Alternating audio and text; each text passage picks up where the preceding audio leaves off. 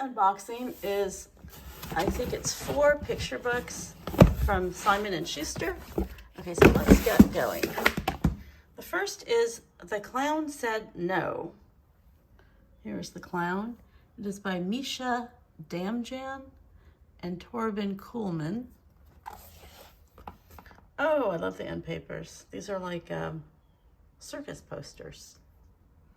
World's Famous Dancing Pony. An exotic animal. And so it seems like this is a story of a circus from a while ago. Excuse me. And so it's a picture book too with a fair amount of text. I would categorize this as an advanced picture book. So I'm not quite understanding the story, but it looks like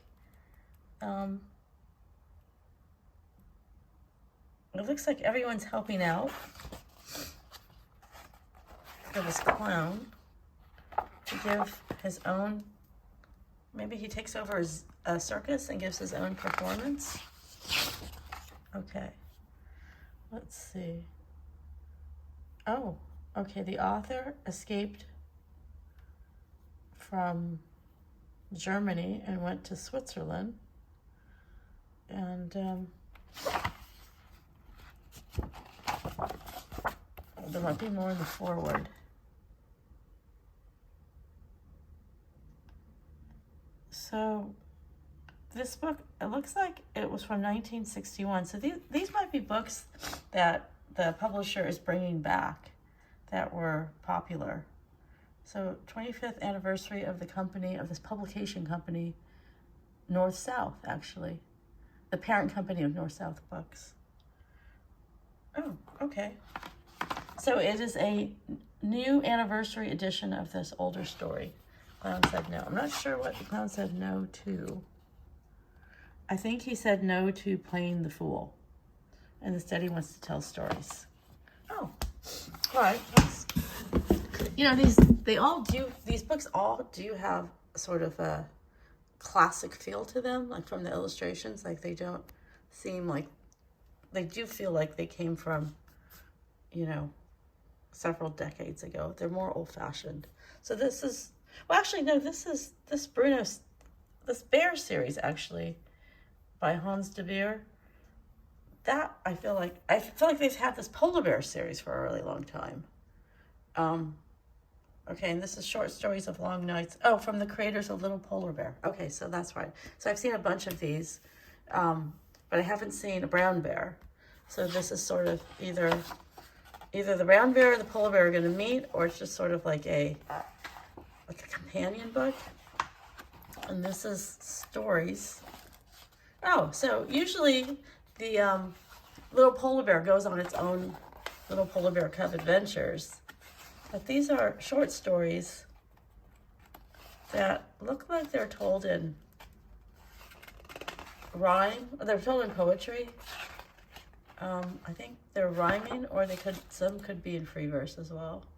No, they look like they're rhyming. Okay, so about all different kinds of animals. So that looks like Short Stories for Long Nights. Looks like a really good bedtime storybook. The Smallest Snowflake by Bernadette Watts. Okay, so these are all NorthSouth books too, by the way, which I guess is an imprint of, did I say Simon and Schuster? I'm not sure. Simon & Schuster also could be the distributor. Yeah, so this definitely has a classic feel. It's a story about winter. It almost has like a Mother Goose aesthetic, doesn't it? And so it's actually a story about the snowflake itself. So the snowflake here wants to be warm and learn about the world. And fall to the ground. And it looks like it meets this family. Or actually, many families. So the snowflakes are sort of traveling in the sky, and I guess the story is they get to kind of choose their destination, and there's one kind of rebel snowflake who wants to be warm. All right, interesting. And the last book is this Room on Top, an anteater carrying like a baby anteater, which I don't think they normally do that. It's by Bruno Hachler and Laura D'Arcangelo, and translated by Marshall Yarbo. And so it is about a little anteater. So maybe anteaters do ride on their parents' back like marsupials. I guess that would make sense. And they're interacting with other animals, and it looks like the anteater mother makes friends, and then they all climb on board, and then one anteater has quite a load to carry. So it looks like it's humorous.